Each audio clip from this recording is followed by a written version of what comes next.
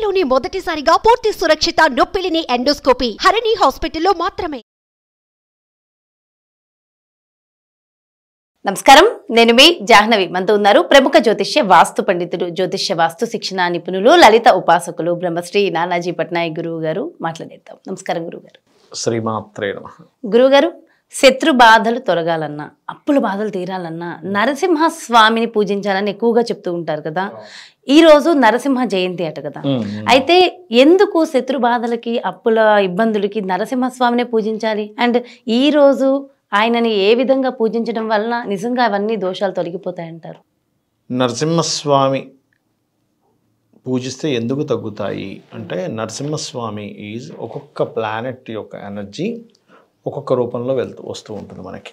Okay, మనం చూడండి, బుధుడు యొక్క ఎనర్జీ ఒక రూపంలోని, శని యొక్క ఎనర్జీకి ఒక దేవతా స్వరూపం, అదేవిధంగా కుజుని యొక్క ఎనర్జీకి ఒక దేవతా స్వరూపం.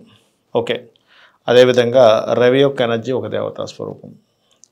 ఆ రకంగా నరసింహస్వామి ఈజ్ మార్స్ యొక్క ఎనర్జీ, కుజుడి యొక్క ఎనర్జీ. ఓకే, ఈ కుజుడి యొక్క ఎనర్జీ నరసింహస్వామి రూపంలో ఉంటుంది, గుర్తుపెట్టుకోండి. అప్పుకి ఎవరు కారకుడు అంటే బుధుడు కారకుడు. అప్పులు లేదా పూర్వజన్మ కర్మను అందించేటువంటి కారకత్వం బుధుడు రూపంలో ఉంటుంది, అప్పు బుధుడు రూపంలో ఉంటుంది. అందుకే న్యాచురల్గా ఆస్ట్రాలజీలో బుధుడికి 3 and 6th లార్డ్షిప్ ఇస్తారు. అంటే ఫ్రమ్ మేష మెయిన్ లగ్నంగా తీసుకుంటే 3వ స్థానము 6వ స్థానం ఏదైతే ఉందో, ఈ 2 స్థానాలు అప్పులకు సంబంధించిన స్థానాలుగా చెప్తారు. 6వ స్థానం అంటే అప్పు, 3వ స్థానం అంటే మనీ సర్క్యులేషన్. అందుకే బుధుడికి ఉంది ఆ కారకత్వం. ఇప్పుడు ఉదాహరణకి, ఇప్పుడు చూడండి, బాగా చలేస్తుంది అనుకోండి, బాగా చలిగా ఉంది. మీరు అప్పుడు ఏం చేస్తారు? స్వెటర్ వేసుకోవడము, లేకపోతే అగ్ని దగ్గరికి వెళ్ళి కూర్చోవడమో చేస్తాం.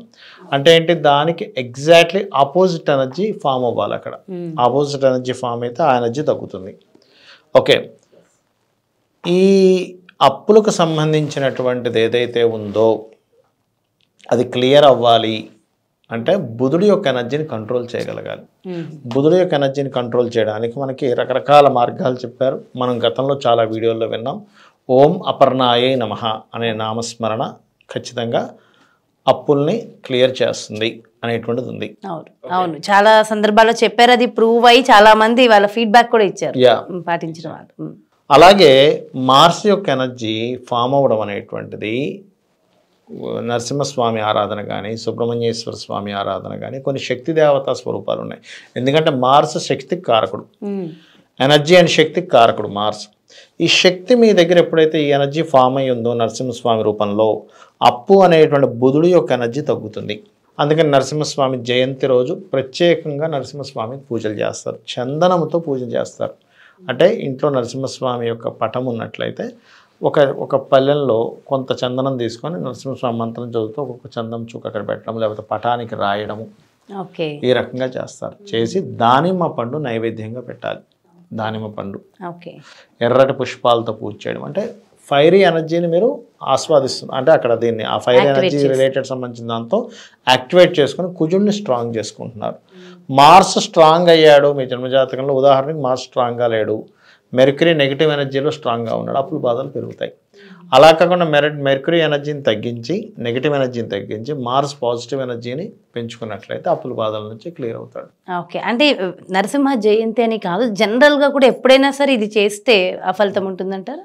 నరసింహ జయంతి అనేది ఎప్పుడైనా సరే ఇది చేయొచ్చు. అది ఏ సమయంలో చేయాలంటారు? ఎప్పుడు కూడా ఉదయాన్నే నిద్రలేచి, ప్రత్యేకంగా మంగళవారాలు, శుక్రవారాలు చేస్తే మరింత మంచి ఫలితాలు వస్తాయి. లక్ష్మీ నరసింహస్వామి మంగళ శుక్రవారం ఉగ్రస్వరూపం కదా, fiery planet, fiery related planet యొక్క అధిష్టాన దేవత, కుజుడి యొక్క అధిష్టాన దేవత నరసింహస్వామి గాను, ఆంజనేయ స్వామి గాను, సుబ్రహ్మణ్య స్వామి గారు కూడా చెప్తూ ఉంటారు. సో మనం ఈ వీటిల్లో మనకేం కావాలి అనేటువంటిది, ఇప్పుడు కర్మ బంధం నుంచి తొలగించాడు అక్కడ హిరణ్యాక్షుడు పుడతారు, మీకు తెలుసు కదా. వాళ్ళు విజయులే, మన అతని ద్వారపాలకులే. 7 జన్మలు నీకు కావాలా, 3 జన్మలు కావాలా, శత్రువులుగా 7 జన్మలు మిత్రులకు కావాలంటే అన్ని జన్మలు మేము వెయిట్ చేయలేము స్వామి, 3 జన్మల్లో అయిపోవాలి, మాకు మీ అంత దూరం ఉండలేము అనుకుంటే ఈ రకంగా శత్రువులుగా 3 జన్మల్లో పుట్టడము, వాళ్ళ కర్మని తొలగించడం. ఇప్పుడు ఏంటంటే మన కర్మ బట్టియే అప్పులు పాలవుతూ ఉంటాము, అన్నిట్లో ఇరుక్కుంటూ ఉంటాం. ఆ కర్మని తొలగించేటువంటి ఇది నరసింహస్వామికి ఉంటుంది. ఓకే, అదే విధంగా మనకి ప్రహ్లాదుడు అంటే శత్రువు నుంచి దూరం చేయబట్టి మనకి శత్రువులు కూడా అంటే అలా రక్షిస్తూ ఉంటారు కాబట్టి. అయితే ఉపాసన అనేది ఉండాలంటారా లక్ష్మీ నరసింహ? ఉపాసన అంటే అర్థం ఏమిటి? తన గురించే ఆలోచిస్తూ ఏదైనా సరే తనకే సమర్పిస్తూ ఓకే తనలోనే ఉంటూ తన ధ్యానంలోనే ఉంటూ తన ఆలోచనలో ఉండడం ఉపాసన. అంటే పక్కనే ఉండడం, భగవంతుడితోనే ఉండడం, ఆ నామజపము మనం ఏమి చేస్తున్నా సరే దాన్నే స్మరించడం, అది ఉపాసన. ఓకే, సో అలా ఏం లేదు, ఎవరైనా సరే లక్ష్మీ నరసింహస్వామికి పూజ హ్యాపీగా చేసుకోవచ్చు. అది అయితే ఇక్కడ ఏంటంటే లక్ష్మీ నరసింహస్వామి యొక్క ఎనర్జీ ఎటువంటిదంటే కేవలం అప్పులనే కాదు. ఇక్కడ మీరు నరసింహస్వామి అవతారాన్ని కనుక కీన్గా అబ్జర్వ్ చేస్తే మనకు అక్కడ ఆ అవతారంలో ఉన్నటువంటి శక్తి ఏమిటనేటువంటిది అర్థమవుతుంది.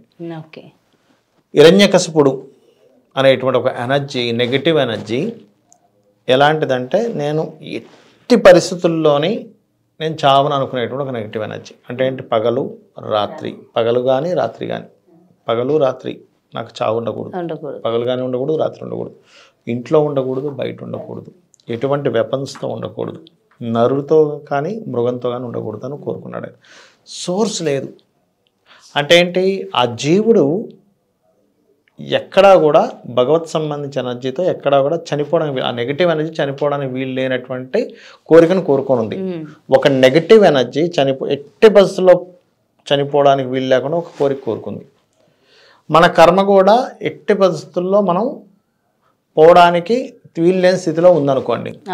అప్పుడు వీటన్నిటినీ బ్రేక్ చేసుకొని ఒక ఎనర్జీ, భగవంతుడు ఒక స్వరూపాన్ని తీసుకొని పగలు రాత్రి కాకుండా సంధ్యా సమయంలో మనిషి మృగం కాకుండా సింహం సగం మానవ రూపంలోని, గోర్లతోని, భూమి ఆకాశం కాకుండా మధ్యలో తొడల మీద చీల్చి ఆ నెగటివ్ ఎనర్జీని తీసేశాడు.